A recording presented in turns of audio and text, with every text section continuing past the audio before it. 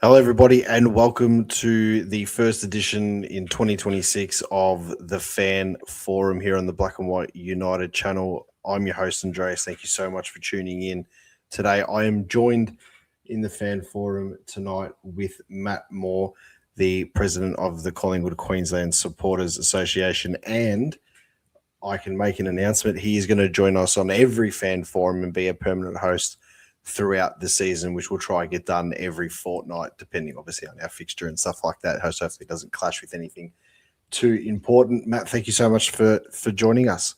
No, thank you, mate. Always fantastic to catch up with you, and we're just talking off air about a few things that we'll talk about in the next hour or so. But yeah, absolutely delighted to be joining you as your co-host for 2026 on the Fan Forum. It's been a long, hot summer. We're just talking off air about the Premier League. You're a big Man U fan. I'm a big Liverpool fan. I'm a massive NFL fan and a huge San Francisco 49ers fan. So NFL season's over, which means EAFL's back, and we're just over a little 2 weeks away until the season starts. So bring it on, I'll say.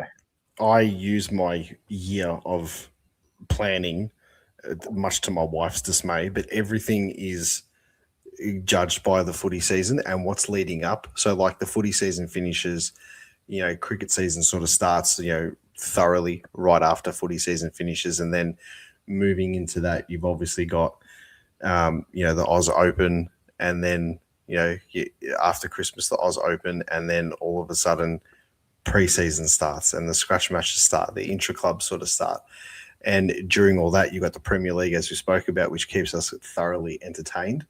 And then obviously the NFL in Feb, the Super Bowl just finished last week or week before. So very interesting, great game. Shattered. The Steelers got knocked out pretty much first week of the finals, which was a bit crap. But so be it. But it's all about Manchester United this time of year for me, for my sake, I think. No, you boys are going well. We just spoke about that off air. You got a massive game against Everton this weekend. So my boys head to Nottingham to take on Forest. So that'll be an interesting clash as well. Yeah, I'm just looking at some of the comments here, and everyone's rapt that things are starting to come back now, which is fantastic. But we'll pretty much start off straight away with the agenda that we've sort of got for tonight. It's not really anything too flash or too crazy, more just like sort of getting into this to the swing of things. And I'm going to do a proper review video of the State of Origin. I'll let it go for a few days just sort of so I can get my bearings and stuff of everything, because it was a very entertaining game. And I just want to know what you think about the whole concept in itself. And I've spoken to people. I spoke to Mars from the Jumper Punch. I've spoken to the boys on the Into the Woods podcast, which is a fantastic chat we had about a month and a half ago. And we spoke about the State of Origin. Obviously, back in the day, in the early 90s, going into the mid to late 90s, before it was canned, the it was pretty big. It was pretty feisty. There was a lot of blood, sweat, and tears and stuff like that went into it. And then obviously with Adelaide and West Coast entering the competition, it sort of faded out after that. What's your thought on the actual concept itself? Not like an exhibition match like the Bushfire Appeal or the Dreamtime game that they had, the Dream Team game that they had back in 2008, which that was a good game too. But what's your sort of thoughts on the whole concept of bringing Origin back at this time of year in particular? Oh, it's a tricky one. I was very sceptical about bringing back. I'm glad they brought it back because the game itself, Saturday night, it was just a cracking game of footy to watch. If you've never seen a game of Aussie rules before and saw that game, you had the absolute best.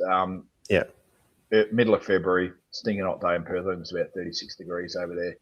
Skill level was just at its absolute best. 4 guys that had been, haven't had a hard hit out as yet.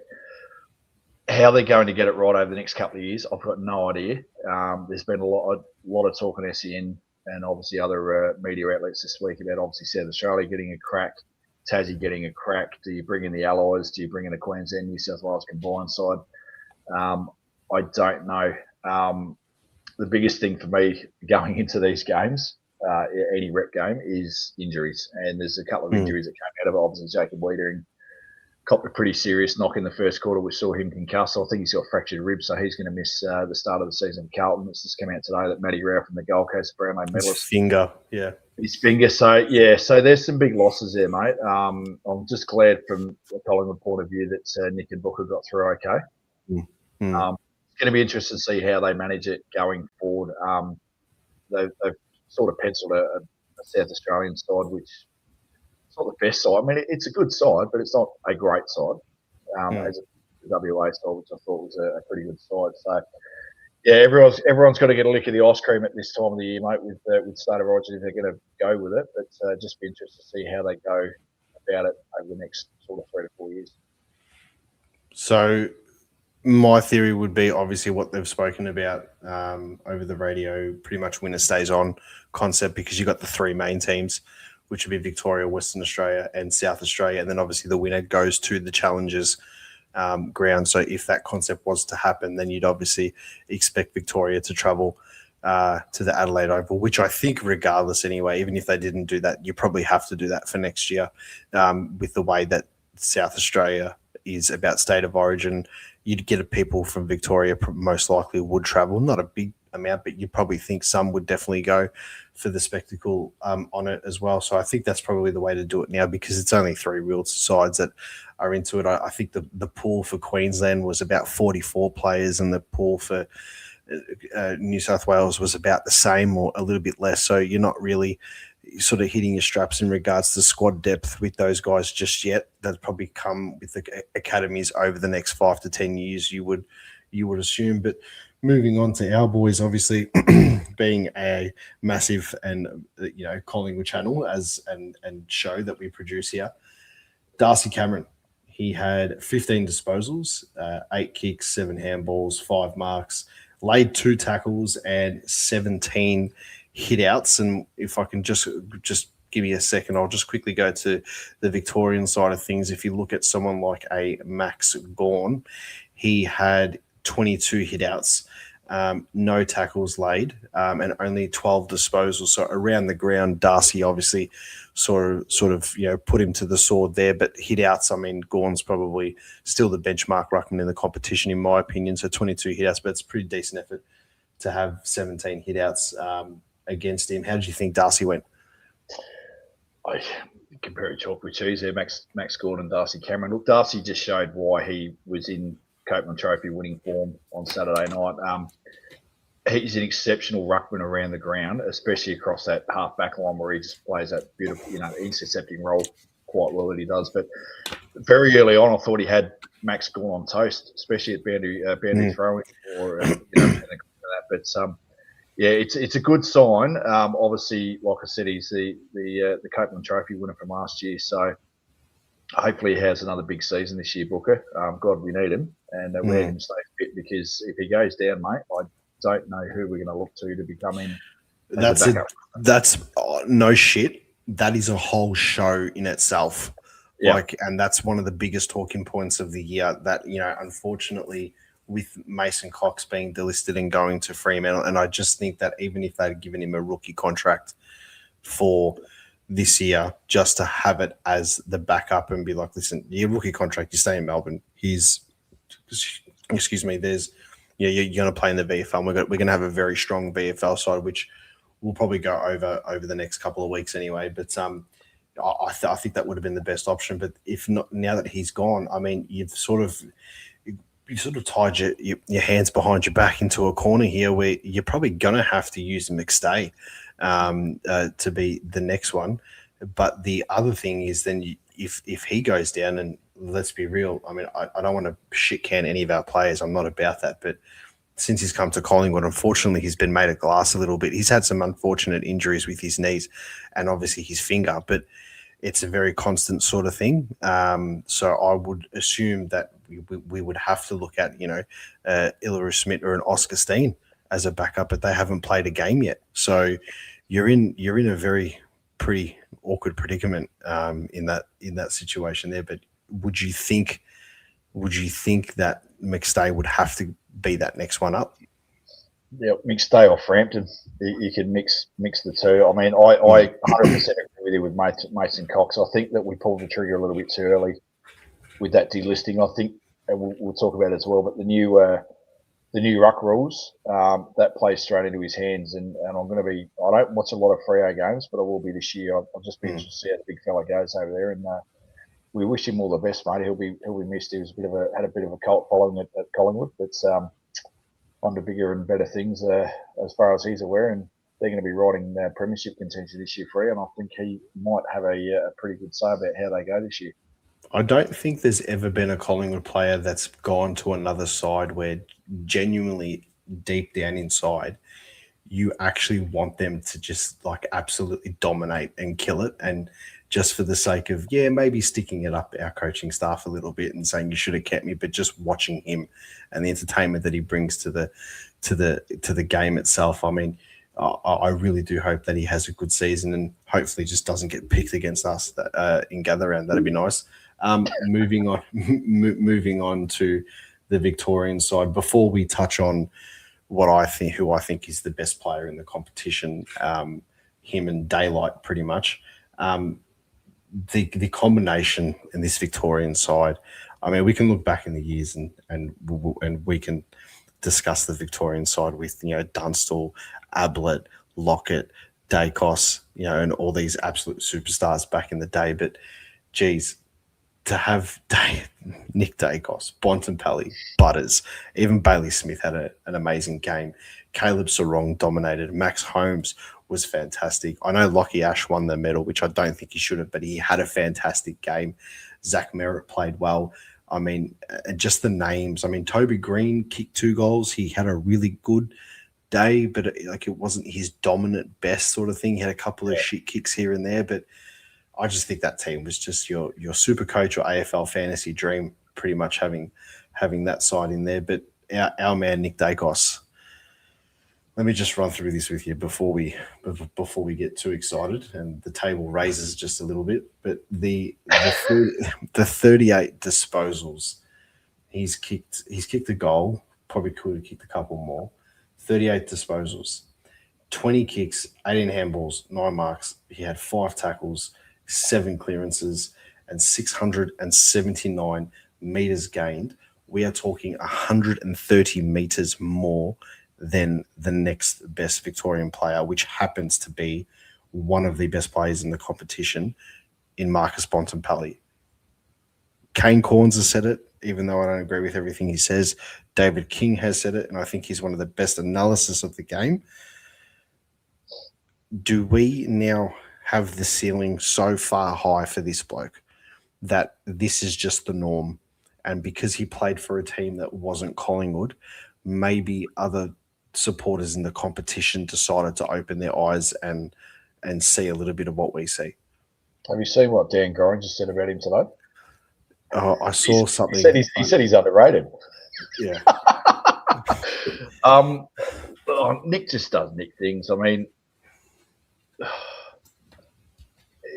we go back to the Brownlow last year, and I'll be very careful what I say here, but we go back to the Brownlow last year, and there was games there where the winner of the Brownlow was getting 13, 14, 15 positions and getting 3 votes. Nick's going out getting 38, 40 in a game and getting 1 vote. So you make of it what you want.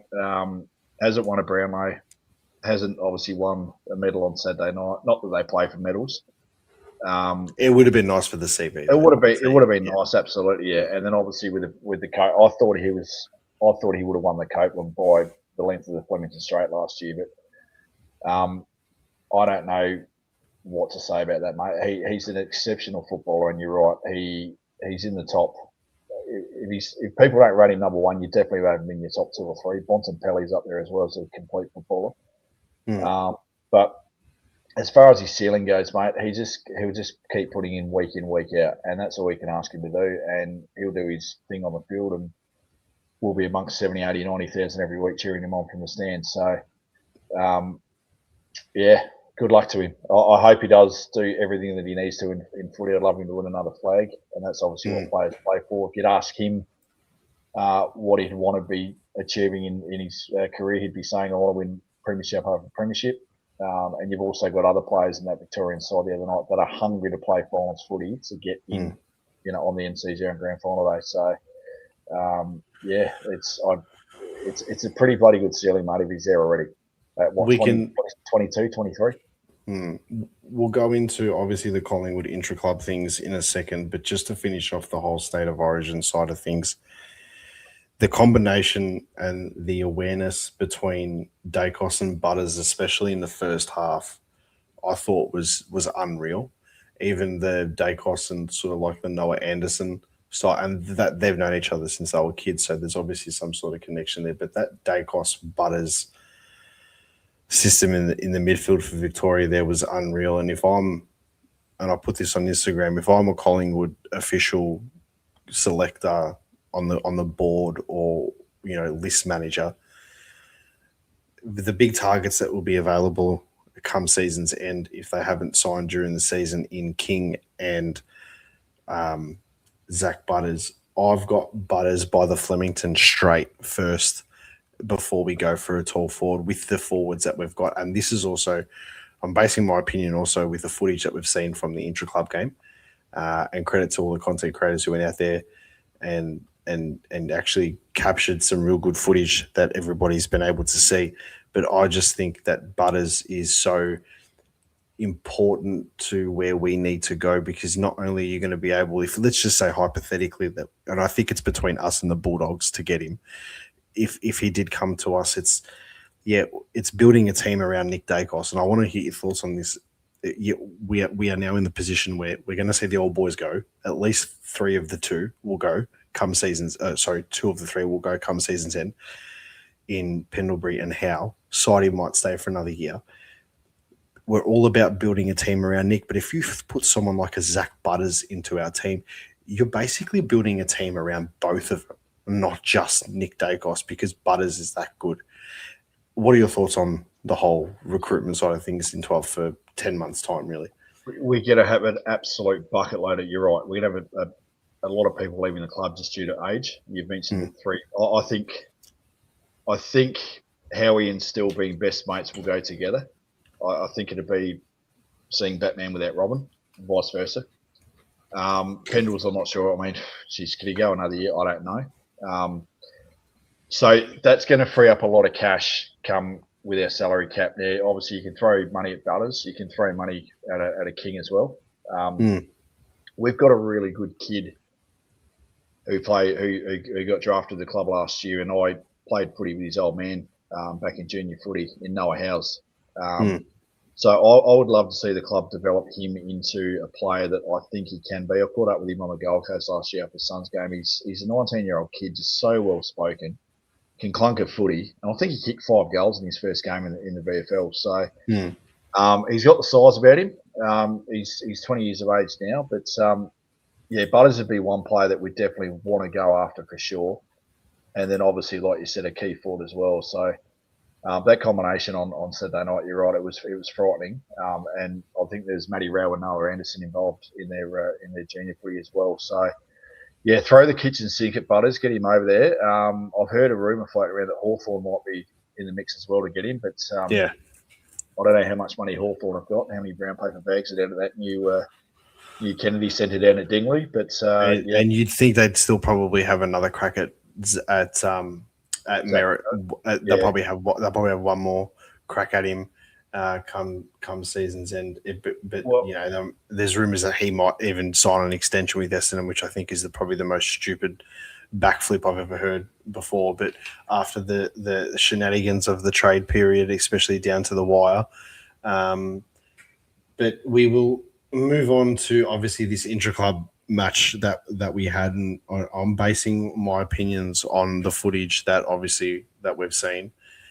It's just a little sneaking suspicion that a couple of young lads by the name of Charlie West and Zach McCarthy might actually be a little bit more advanced in their development than what we think. Obviously, Charlie West has had a taste of the big time already, but just his body size in the forward line. Now, we had, obviously, at the start of last season, this time last year, we're talking about the Triple M's. Now, Member is the only one really that's going to be left there. I think, you could probably chuck McStay in the goal square and just leave him there, but I don't think he's going to be the focal point in the forward line anymore as a big body. I really see someone like a Jack Buller and a Charlie West just throwing curveballs at the competition. What are your thoughts on the development of and McCarthy's highlights too, like just taking big clunk marks and he's probably still back in the pecking order, but being an academy boy, the club has definitely already seen enough of him to put him on the list and potentially give him a go. Yeah, look, Charlie West, I thought he was pretty impressive in that debut game against West Coast last year at Marvel. I popped down to training a couple of weeks ago, and just some of the boys have put a fair bit of size on over the summer. So, yeah, Charlie West is obviously bulked up. Ned Long was one bloke who, I don't know whether you've seen. See the photo. He's massive. His traps and his arms are massive. So he's obviously going to be another one that's we can talk all day about Ned Long. I think he's one underrated footballer, but getting back on track, I think Charlie West is obviously one that you want to put in that forward line. Jack Buller, I've got eyes on him big time. I haven't seen a lot of him at Sydney, but I'm very interested to see how he fits in.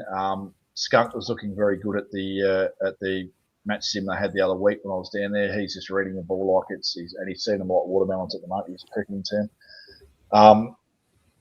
There's been a lot of talk around where Collingwood are going to finish this year. And I heard, a person in the media that you mentioned by the name of Kane Corns, he's basically saying that it's going to be another struggling year for Collingwood and don't expect too much. I think we'll make finals.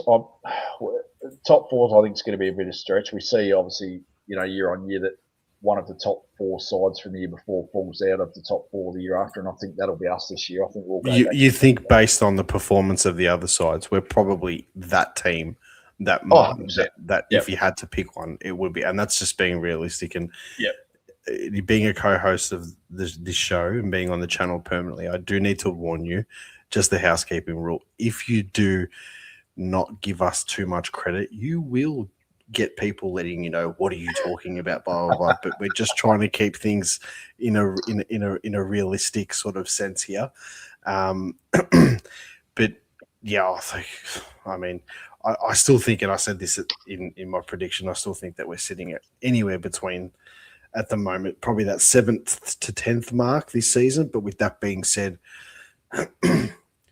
if we were to finish in the top 6 and we're hitting form, we're just as dangerous as anybody that finishes in the top 2 if we're hitting form at the right time. I think I'm a realist like you. I think top 6 for me would be fantastic. I'd be quite happy to finish 6th. You wouldn't want to finish 7th in that wild card round. Obviously, you're going to be hosting 10th. There's some sides that I'm extremely worried about. There's some sides that have been mentioned as contenders that I don't think they're as good as what people are making them out to be. And they're Sydney and Freo. A lot of talk around Sydney. We'll see how good Sydney are. Obviously, in the early stages, they've got Charlie Curnow this year. Freo have been talked about, obviously, being a premiership contender.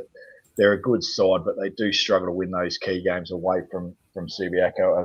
From the Optus Stadium, and then they tend to drop the odd game at Optus Stadium as well. They probably should win. So, I think I heard you say during the off season, we'll lose games that we should win, and we'll win games that we should lose. Yeah, I think we go up against the top sides of the competition. And I'm going to base this, with no disrespect to anybody, I'm going to base this off, obviously, the way the season finished last year, because that's all you can go off. I wouldn't be surprised we go up to Brisbane Easter Thursday and absolutely rip them a new one, like we did last season. We did it. We've done it. We did it last season. We beat them by 20 points the year before. The year before that, we lost by 5 goals. Yeah. I was at that prelim, and I'll tell you right now, that game for me, the whole momentum, and people are going to call me crazy for saying this, go back and watch the first 30 seconds of that game. Mason Cox drops that mark. He marks that ball and he kicks that goal. The crowd are going to be up. We were up by 2 goals at halftime. Brisbane just ran over the top of us. But going back to the first 30 seconds of that game, he takes that mark and kicks that goal. His confidence is up. We saw what he did. We keep going back to the 2018 prelim when he had confidence up and about. But I've watched that game a couple of times over the off season. I'm thinking, fuck, if he had taken that mark, who knows? I agree with you 90% of that, because there is a thing called momentum. There's a thing called, like swings and ebbs and flows of games and stuff. It was great that he actually backed it up and then ended up kicking the first goal of the game, a few minutes later. But the way the play was for that one, if he goes back and kicks the goal, time, gets delayed a bit. Does Pendles then, do his calf? Does all the situations don't happen? Does in the end of the game, does Jamie get that free kick if it happens, or doesn't that happen? Do we buckle at the start of the third quarter after, having one of the best second quarters of the season, and then sort of just like folding pretty much after that? So there is so many different, scenarios and stuff, but I do think that we could go up against Brisbane in Brisbane and beat them. I mean, it may not happen, but I'm just saying I can see it happening. And then we play West Coast twice this season, where we might beat them here, but then go over to Optus Stadium and lose to them over there because we're just going in too cocky, taking the piss, rested too many players. Like, I can see these things happening. I can see us losing a fucking Anzac Day to Essendon. You know what I mean? But playing against the big sides, your Brisbanes, your Geelongs, your Hawthorns, your Bulldogs who are going to be up there this season, Sydney, we match up well against the good sides. We always have. I just think against the lower sides, sometimes we just... North Melbourne, for example, we gave them a non-goal start a couple of years ago, and they nearly beat us last year. So I agree with it. The saving grace that Collingwood fans can take out of it is the last 3 years. Yes, we won the flag in 23. We obviously dropped it in 24. We made a prelim last year. Over that 3 year span, the most consistent side in that 3 years have been Brisbane. We've gone toe to toe with them every single time we've played them. So I agree with what you say. We play Brisbane around 24 this year at the MCG. That'll be a tough game because both sides will know exactly where they are at the moment. One side might be vying for a top four or a minor premiership. The other one might be just scraping to try and get into the top 10. We don't know yet. But, I agree with you, mate. We play the Gabba quite well. Marvel Stadium, we've got to play North Melbourne there as an away team. I don't understand the logic that the AFL have got there of playing a Marvel tenant as an away team. I don't get it. But, well, we're contracted, I think, to play 2 home games there a year. It's part of it. It's part of our contract. But I'd rather like we're playing. Look, I do think the whole Marvel thing, playing interstate side, is a lot. Is much better, and we are playing against GWS at Marvel Stadium, which I think we've been screaming for a while now to play a team like that with a smaller sort of fan base at that stadium. I have no objections to that, but playing the Bulldogs at Marvel, even if it's their home game, I mean, give them the G. They want to play more games at the G. I mean, that they make more money out of it, like realistically. And like I know people can say, non-Collingwood supporters, don't complain, this is that. But at the end of the day, I mean, everyone wants to play against us. I mean, we can have this argument every single show that we do. They just want to play against us for the money side of things, and we can't be playing Essendon in fucking Darwin, can we? We can't be playing Gold Coast, at well, we can because they're not that big, but you know what I mean. Like, we can't play big teams that are doing well in shit small states. We couldn't play the Bulldogs in Ballarat, for example. We can't play Geelong in Geelong because Collingwood members, not even the AFL Collingwood members, just Collingwood members alone would sell out that stadium. Absolutely. You know what I mean? So you can't restrict that because then clubs will just not make more money. Moving on, we had an announcement done a couple of weeks ago now, or a week ago now. Our leadership group, it's not much change to the leadership group, but there is an addition to this group, which, just correct me if I'm wrong, before I talk about the addition, has Isaac Quainer been demoted from a vice captain to just a leader? Is that what I've seen? Or no, I think he was just. I don't think he was a VC last year. I think it was Buzzy and Nick, but. Okay. Yeah, it's you can make the obviously we know who you're talking about, but I just think Lockie Schultz in the leadership group, I think he's just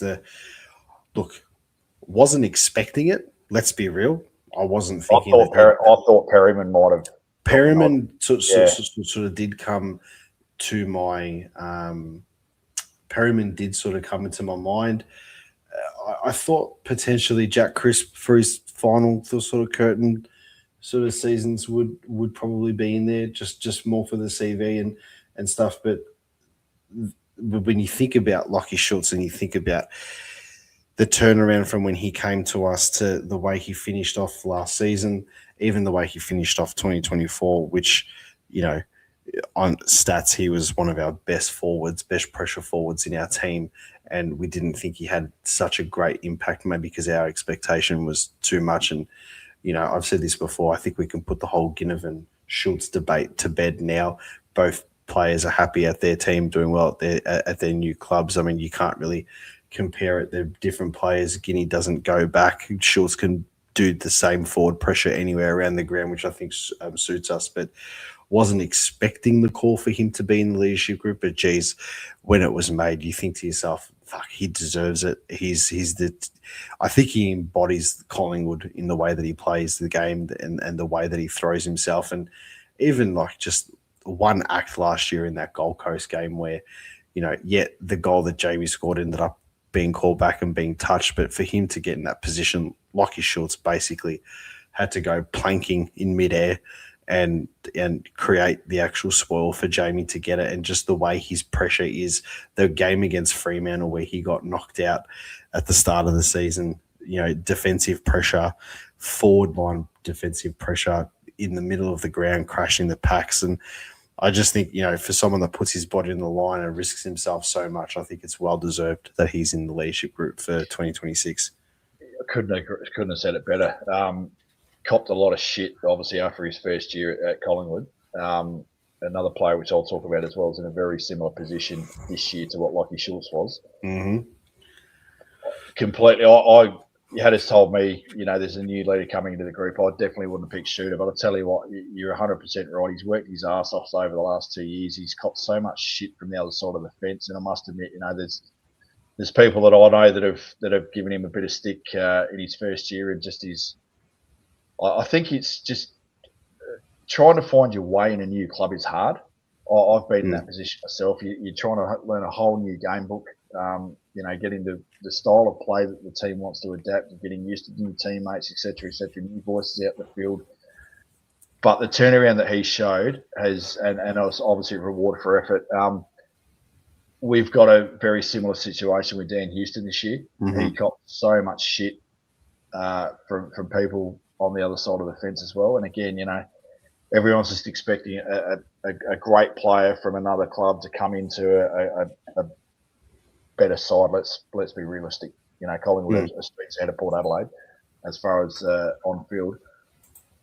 And you love to say that. You planned to say that this whole. I didn't actually. No, I didn't know, John. I'm just a staunch Port Adelaide hater. I know. That's why I said it. Essendon and Port Adelaide, mate. No one wins that game. But no, look, mate, there's so much ammunition I've got on Port Adelaide. 3 premierships in 5 years. Well, we're still waiting, Koshy. So anyway. Yeah.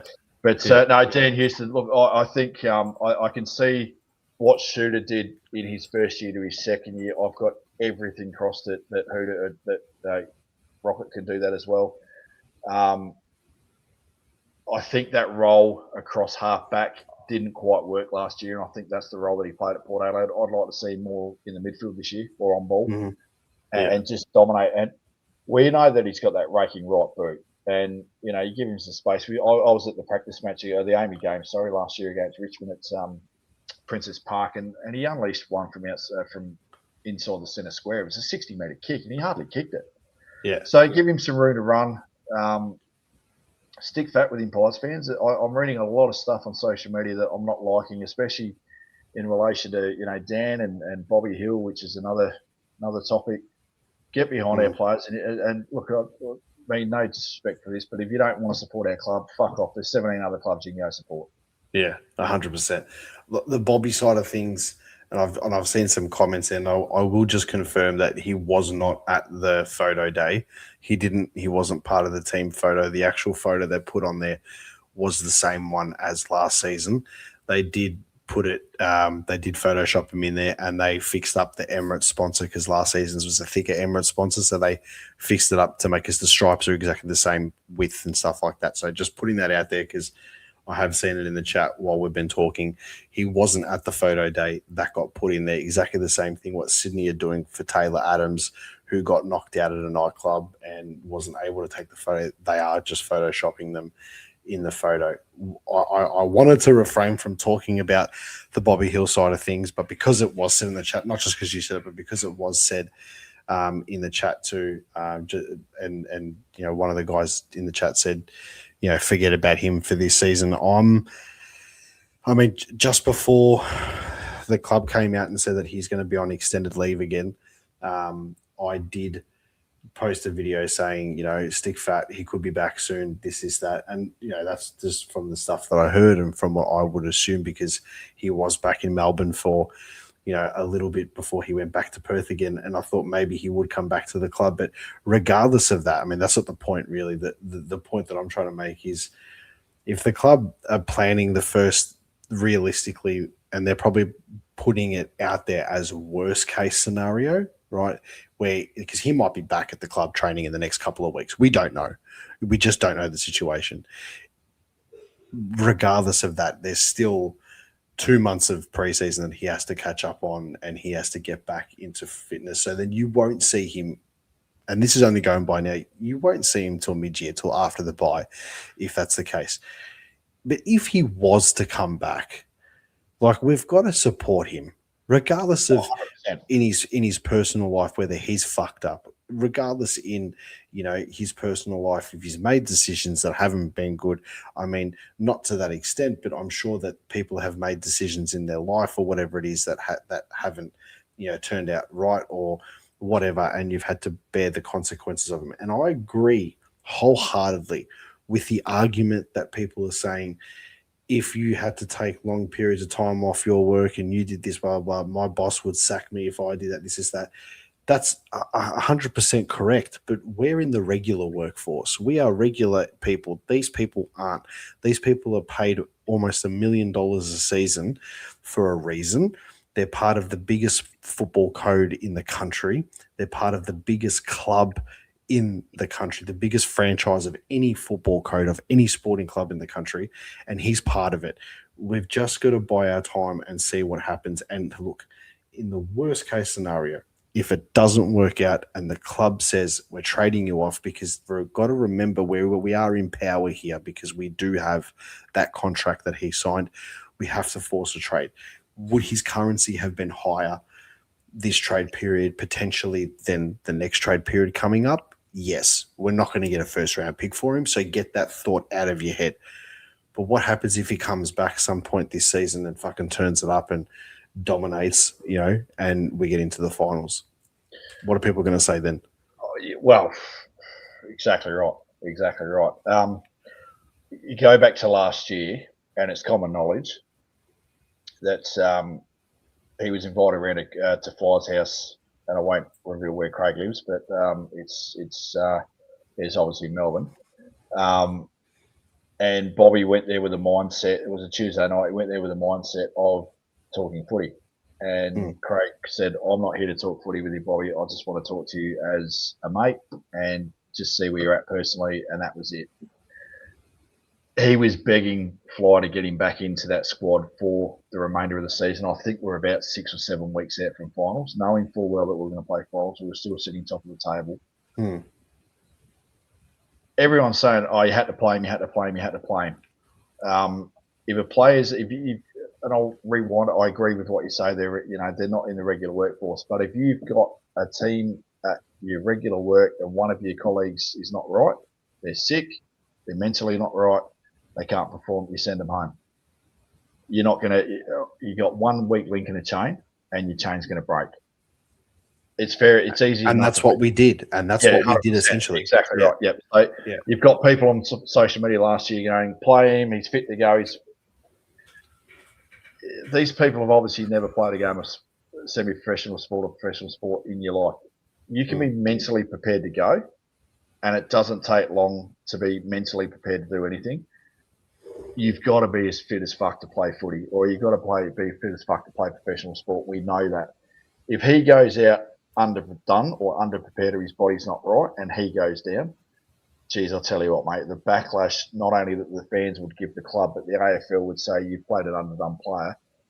We made the right decision last year in not playing him. I was 100% adamant, and people were saying, I think you were saying playing as a sub in the prelim. If he was right to give 40 or 50% of the game time, yeah, you know what, playing, there's a reason why the club didn't pick him. He clearly wasn't at the level where they needed him to be, even though he's saying, I'm right to go, I'm right to go, I'm right to go. I agree with you, mate. I would love nothing more than to see the 23 in Collingwood back at the club second half of the year and absolutely turning on like his grand final day 23. He tore it apart on Anzac Day last year in the wet. His best is absolutely just brilliant.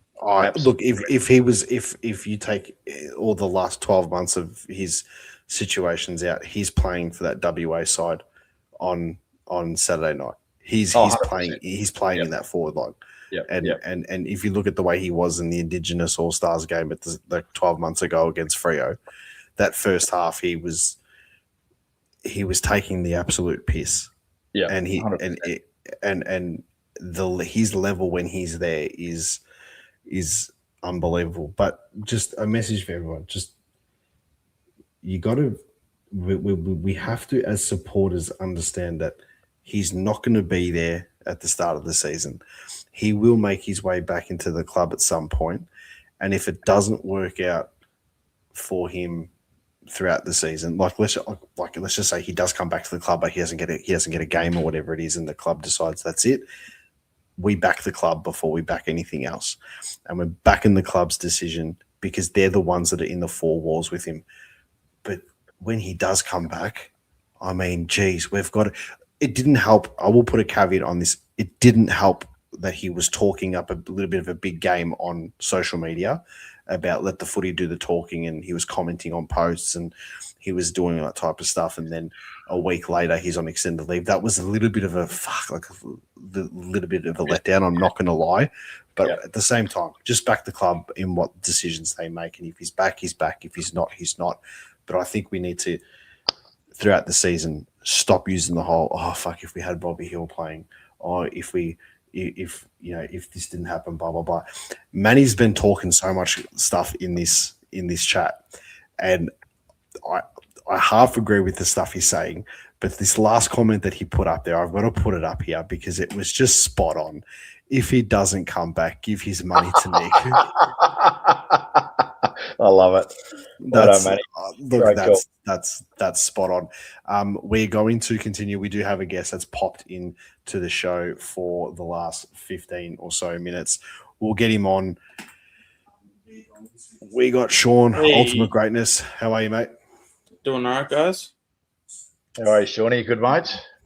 Yeah, doing all right. What have you got for us? What have you got for us tonight, Sean? And welcome to the Fan Forum, the first one for 2026.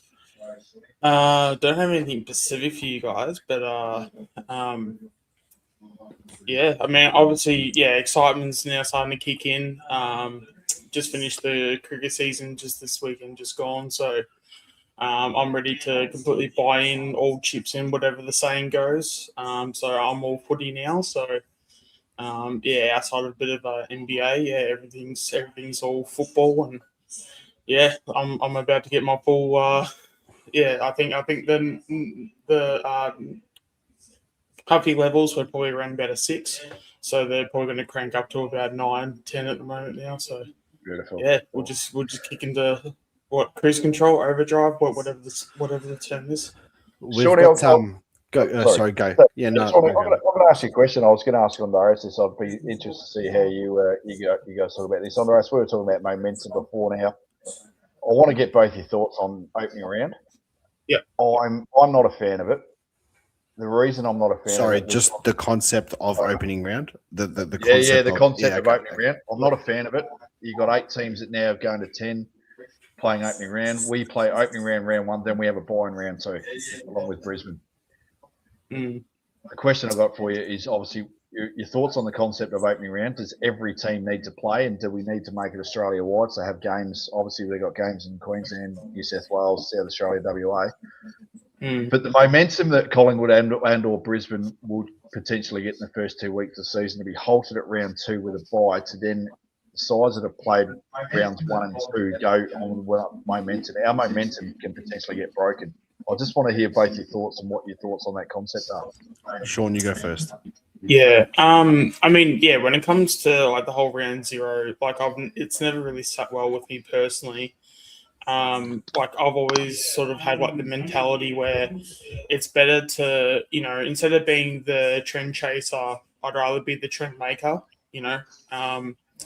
obviously when you have people in suits and trying to, grow the game, you're just not gonna have people that are going to be wanting to take those risks, because a lot of those types of people will want to take, the safe bet. So I can sort of see why they go down this route. I believe it was like a NRL thing as well. Like they're trying to beat. I don't watch NRL myself or know the surroundings around that, but apparently that was to outdo them in terms of performance through crowds or whatever up in the Queensland area, Sydney area. So yeah, that's really not sort of the position I'm that too switched on about. But So just yeah, to give you sorry, Shawnee, just to cut you off. So I don't follow NRL at all, but the concept was brought in because the NRL release or start their season in Vegas. So it's got a gap there where there's no sport in Sydney or Queensland. Mm-hmm. The NRL season kicks off next weekend, which is the weekend after gather round. So opening round. So opening round potentially is null and void. The concept was brought in to go into those northern states, New South Wales and Queensland, to grab the market share while the NRL are overseas. The last 2 years, it hasn't been that way. So I don't know what Andrew Dillon's trying to do at the AFL. I'd just scrap the whole fucking thing. Start at round 1. 18 teams play at round 1. Yeah. And just go back to the way we were. I think if they were going to keep doing it, in 2024, when they introduced it, they had that market share because they played the interstate games. So they played the game in Queensland, they played the game in Sydney, and that's what they wanted to do. It was a big fail. And I'm not saying this because we lost, just in general. People were like, what the fuck is this shit, right? That's just how they interpreted the whole thing.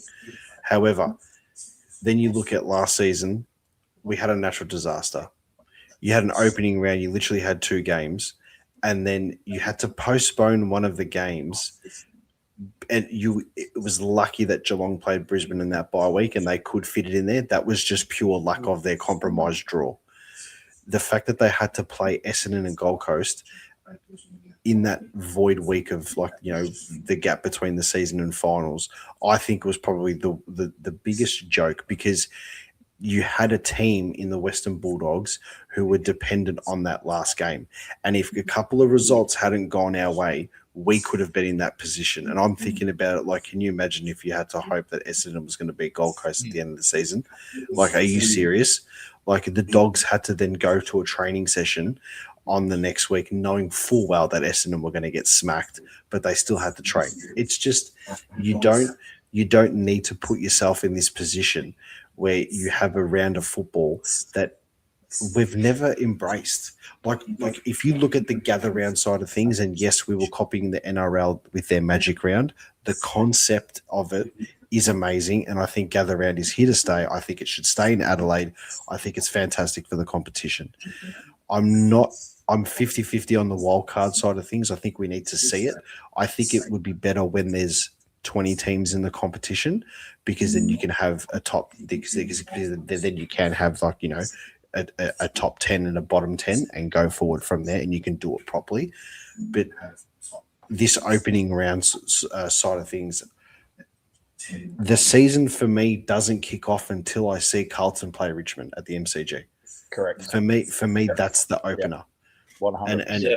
And I think when you see, like for me, when I saw Richmond beat Carlton in round 1, whatever happened in opening round, even though we got slapped against GWS again, it was like a practice game. It was like a curtain raiser for the season for me, because I just didn't embrace it at all.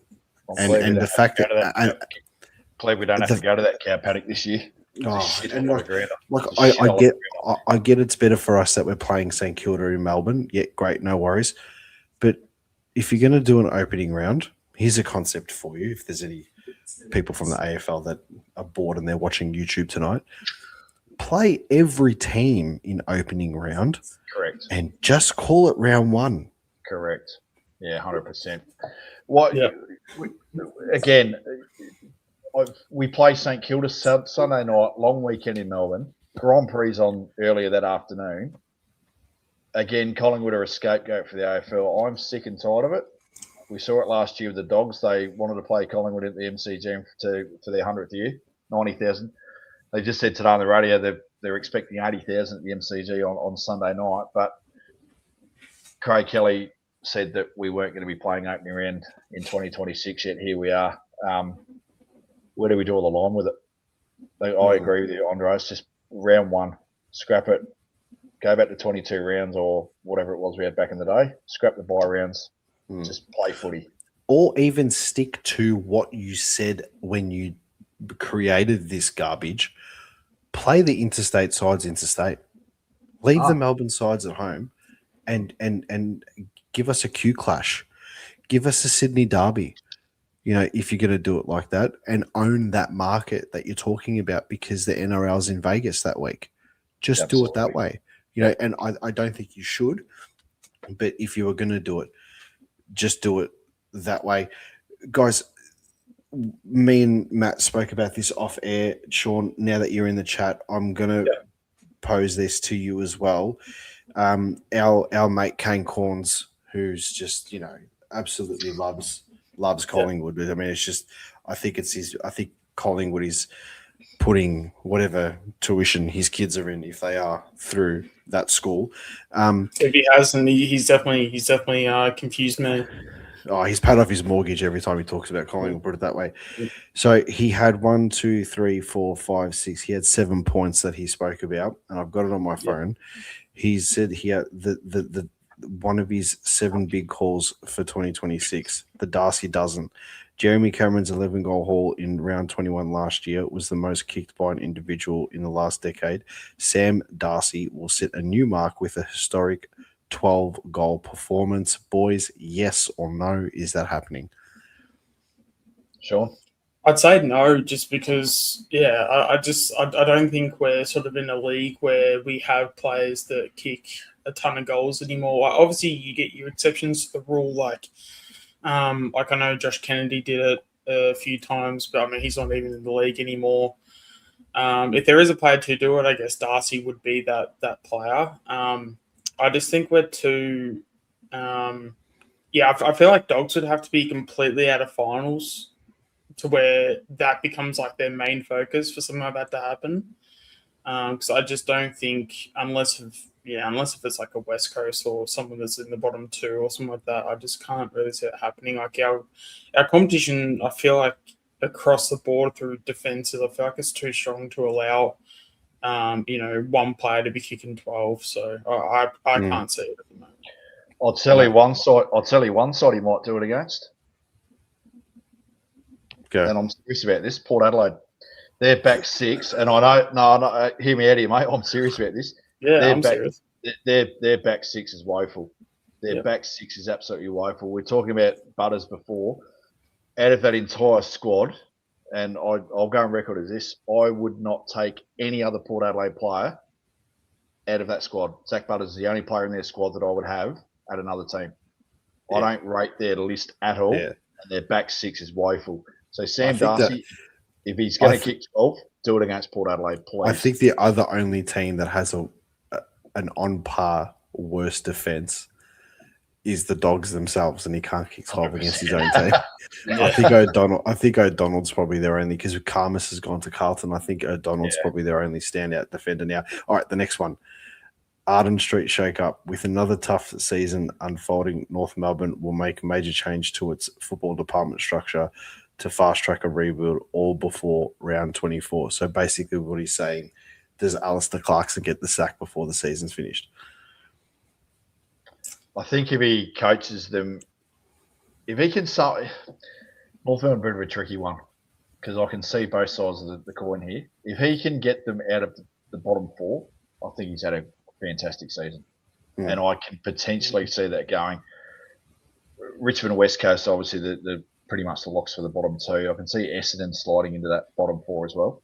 I can see Port in there as well, and I can potentially see I can see Carlton in there as well. I think. Yeah, I had North Melbourne higher than Carlton on my prediction. If Clarko can get North Melbourne out of that bottom four and showing some trajectory in towards that top 10 now, the wild card, if he can finish 12th, I think that's a fantastic result for him, and I think they can do it. They've got a really good side. Sean, just a quick one so we can move on. Yes or no, do you reckon he'll get sacked before the season's finished if North have another season like they did in 2025? I mean, it's kind of, hard to say either way. Personally, I don't think he should be, just because I'm not really in the... I don't think I have the belief that you should be sacking coaches that are extremely, that are up there in terms of like one of the greatest coaches to coach. If you've got someone that has been there, done that so many times, it's just, it's just really, especially when you're North, it's like, what are you going to get out there that's better, than Clarkson? I guess he's, he hasn't had much success. Like, they haven't gone out of the bottom two, let alone bottom four, but at the same time, what's the next guy going to come in and bring that's going to make them any better? And then even then, if that guy comes in, he's going to want his own, flavor, and he's going to want his own like team. That's going to take 4 or 5 years.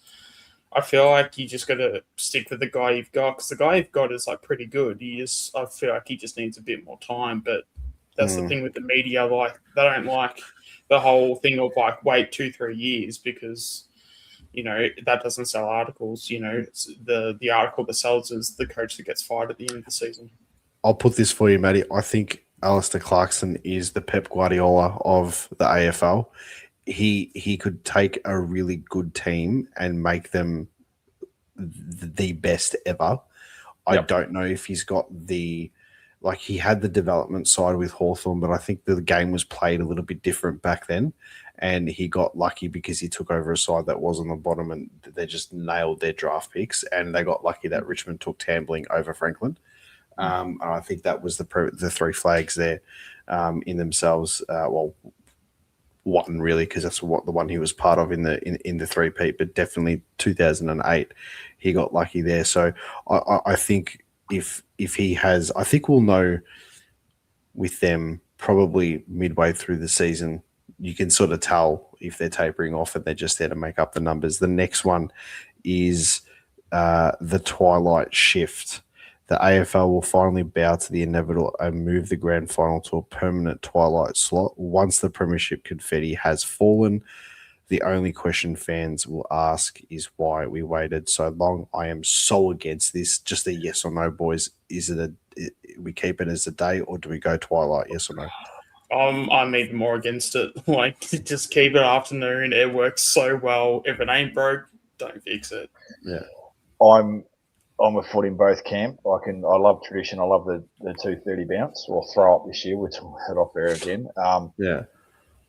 I can see the NRL obviously had day grand finals. Now there's a night grand final. It's a twilight. I wouldn't be opposed as a trial, but not permanently. I'd like to see it as a trial before we threw it in there. Could be the year. We could look at the COVID grand final as an example.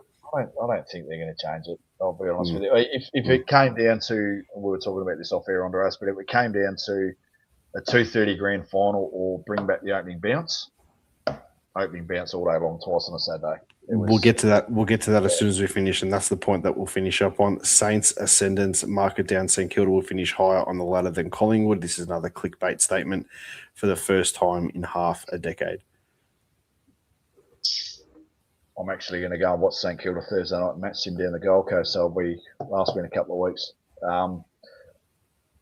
They've obviously got Tom McConing there. They've got Jack Silvani there in their squad this year. I'll be very interested to see how they fit in. Are they going to finish higher than the Pies? Depends where we finish. If we finish 6th, no. If we finish 12th, who knows? The St Kilda make finals. I think they're in contention for a wild card. I think they're in the contention for the wild card. I was just thinking. I think they're in contention to finish 9th or 10th. Yeah. Sean? Yeah, I personally, whether if I'm biased or not, I think I've said for like the whole season, I feel like we finish around 6th. But there's nothing in me will be shocked if we make top 4. Like, you just look at our track record, like we know what to do. We normally play the moments, and I think the moments are what gets us like over the line each time. And at the end of the day, it doesn't matter if you win 3 quarters of football if that 4th quarter you don't get over the line by having the more points overall for the whole game, you don't get the win. So I feel like at the end of the day we're one of the better teams. That when the game's on the line, we're one of the best teams in terms of actually getting the win, whether if it's holding on, whether if it's like coming from behind. I just think that we're one of the better teams out there because we've just got too much experience. We're too we just have too much composure in those moments, and I just think that'll probably get us a couple extra wins compared to probably other clubs. And I think it's at least 6th, but it would not shock me at all if we're top 4, because we're just the class of this side. It's just it's proven talent, proven class. Albeit we're probably going to have a couple of kids come through. Like I'm so excited for Oscar Steen this season. Hopefully he can come on and finally get a game. Because I said in the comments, like, it should be a crime that he didn't get a game last season. I did say that. Yeah, I did say that. Yeah, But the next one, John Longmire to come out of his retirement and to be the inaugural coach of Tasmania. I think that's also because Buckley might settle himself quite nicely as an assistant down at Geelong and stay there for the foreseeable future. Horse to Hobart, Matt, yes or no? I heard this today. I'm going to say no. I'm going to throw a curveball at Chris Fagan. What are we? I'll come back to this. I'll snapshot this and come back to it next year after, and be like, you heard it on the channel. Fucking Fags is from Tassie, and he's 60 odd years of age. So yeah, I wouldn't be surprised if Fags goes down there and does a sheet. Just gets them off the ground, and Sheedy did that at GWS. So I wouldn't be surprised if Fags returns home to Tassie and goes from there. He's won 2 flags at Brizzy. He's in contention to win another one this year. So what is there more for him to do? Sean, yes or no? Horse to Hobart. I mean, personally, I would think it would be a great get for Tassie. If it's not him, I wouldn't even know the landscape on who's available and like the timelines and stuff. But if they were to come out tomorrow and say he was playing, he was coaching that side. I think it would be a great get for Tassie. And I mean, Collingwood have always had trouble with him, so wouldn't be liking it from a Collingwood perspective. So. I guess if you're Tassie, if that's what you want to make other clubs uncomfortable. So that's what the last two that he said, he goes the Wizard double. So he reckons Nick Watson's going to take Mark of the Year and Goal of the Year, and I could see it happening. I would think, and I probably see more of the Goal of the Year than the Mark of the Year, but I could definitely see them both happening. And the last one that he said. This is a good segue to the last topic I want to talk about before we finish up. He said the stand rule will probably become scrapped. Yeah, 100%. I think that's probably, out of all of them, I think that's probably the most realistic one. I think the stand rule will probably get scrapped soon. I think maybe they'll introduce potentially like an arc or a radius of where you can go before you can do anything. But I think standing like this, is just... You can't even shuffle your feet. It's ridiculous. You can't even jump. Like, come on, man, seriously. So I think that's probably the right one. Before we finish up here, we did, Matt, speak about the bounce, and obviously that the bounce is going to be this season scrapped. Everything's a throw up, ball up, no centre bounce.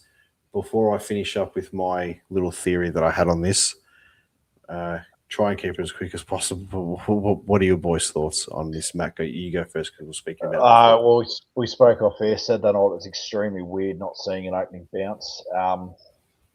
Greg Swan, I can understand what he's trying to do with the rule changes.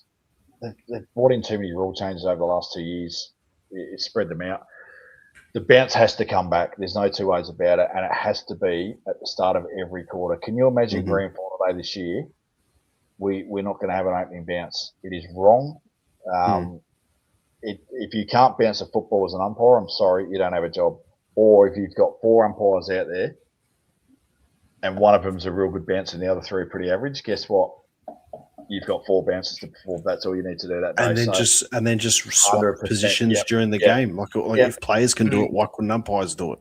I don't mind the throw-ups around the ground. I like the fact that they don't have to have the nominated ruckman. I would love to see, and call me stupid, I would love to see the third man. Oh, I'm literally thinking that off the top of my head. I would love to see the third man up again. It just belt the ball 20 metres down the ground.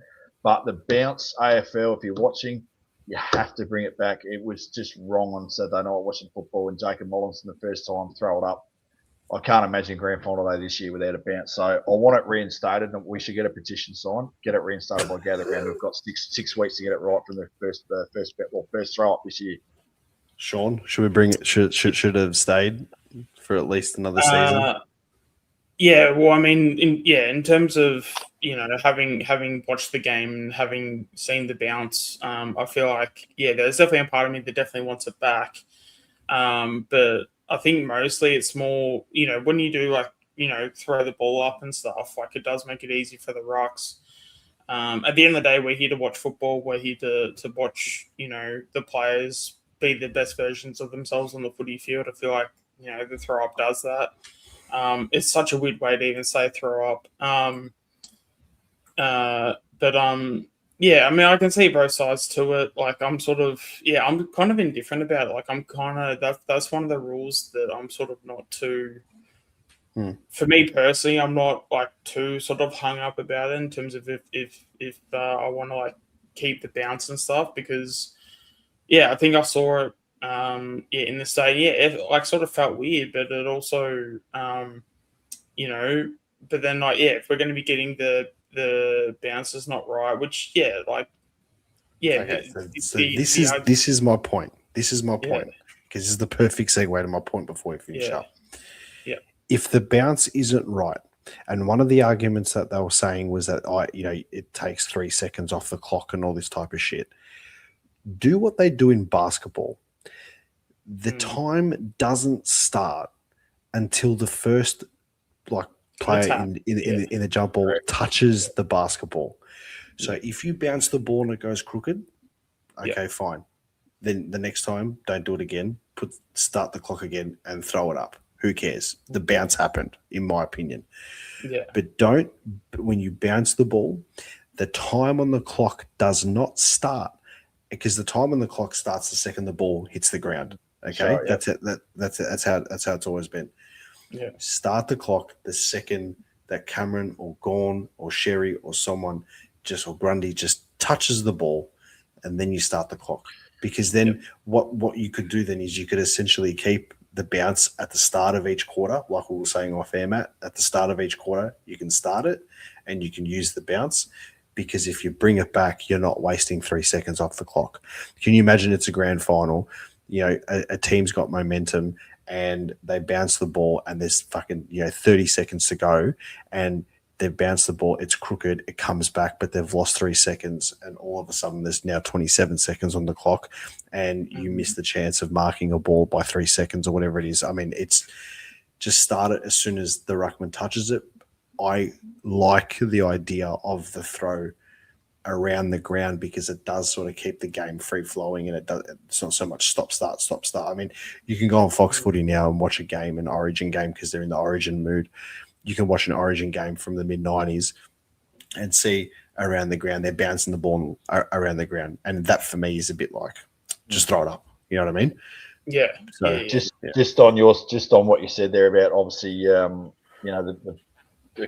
clock doesn't run down until you hit it. We know that the game starts with 20 minutes on the clock to run down. If that bounce goes for 3 seconds and it's shit, bring it back. 1957, restart the clock. They do it in basketball as well. So it's as soon as the ball. We have the technology. 100% we do. One quick one for me, boys. The last touch out of bounds rule. What do we think of it? Yeah, It's it been has to going- happen. Going, Just yeah, do it. going in the, Just do it. going in the SANFL for a couple of years. I'm excited to see how it works out. Local footy does it. yeah. It's free flowing. Yeah. The women's thing does it. It's free flowing. I'm of the opinion, don't do it within the forward and defensive 50. Keep it in the middle of the ground. I'm not sure if that's the rule that the AFL have brought in. For this Yeah, one. it is. Yeah. It is. It's It only, is, it's only okay. the wings. Yeah, it's only Yeah, the wings. yeah. So in that But it takes situation, out- Takes out the contentious out of bounds, the deliberate out of bounds. So because you're paying deliberate when it's not deliberate off Correct. like a kick that's off the side of the boot. So you might as well just give the free kick and then we do that. And at least then now there's no arguments. There's no we know it's a free kick. We know it's a free kick. And if it's in a contest and it spills over or it's a thing, throw it in. You know? Yeah, and it basically goes from the opinion to then being like, it's like it is deliberate. It is this, like, it's not like it is like different. So yeah, it basically takes that whole opinion out of it, which sort of Sean, thank you so much for jumping on with us tonight to finish off the last 15, 20 minutes of the show. We will have you back on the show throughout the year and all the other ones that we're doing. Really appreciate you jumping on tonight. No, all good. Happy to help. No, thanks, mate. Appreciate it. All right, so, bye. That pretty much, Maddie, concludes us for the first episode of the Fan Forum for 2026. It is going to be a very interesting season. We've got a lot planned on the show with all our shows on the Black and White United channel, but great to have you on board for the Fan Forum to keep it flowing than just me rambling on fucking the whole time. But people seem to like it. Sometimes I'm still just waffling on, but it's good to have somebody else that's going to be on full time on the show throughout the year. Any final comments before we leave? Well, we're going to be back in a couple of weeks. So we've got match sim on Friday against GWS. So we're travelling out the Miles Stomping Ground out at Bundoora there to take. I actually coached the Greek national team for the NFC tournament to a premiership at that oval on the weekend. I coached the B team, assistant coached with the A team, but the ground is phenomenal. Yeah, it is a phenomenal ground. It's very dewy in the morning, but by that time, if the weather's pretty good, it should clear up. So good luck with parking there for everybody too. Park at the Macca's down and walk. Oh, on Plenty Valley Road there. Yeah. Perfect. And also we've got the Amy community game against North Melbourne the following weekend. So that's in the Rat. So that's going to be interesting. I'm excited to see some of the young talent that we're going to have on show there. Obviously, there's a number of key players that will be missing. Obviously, Darcy Moore won't be playing. Jeremy Howe won't be playing. Hopefully, we take some kids out to Bundoora on Friday, then out to Ballarat the following week. And then, obviously, season footy's back in, what are we in, Tuesday night? So it's just over 2 weeks away. 2 weeks away. Yeah, that's it. The season proper's here. So really excited. It's been a long, hot summer right around the country. And, mate, a couple of months and we'll be freezing our asses off again. But bring on the footy, so I can't wait for it. Matt, thank you so much for joining us on the show tonight. Guys, everyone in the chat, thank you so much. If you haven't already, make sure that you like and subscribe. Tell all your mates to jump on board as well. We were brought to you tonight by the Hopper Bros Barbecue. For all your tips and tricks and everything barbecue, make sure you give them a follow on Instagram. Matt, we will see you in a fortnight's time. Thanks, everyone. Go Pies. Thanks, everyone. Cheers. Go the Pies.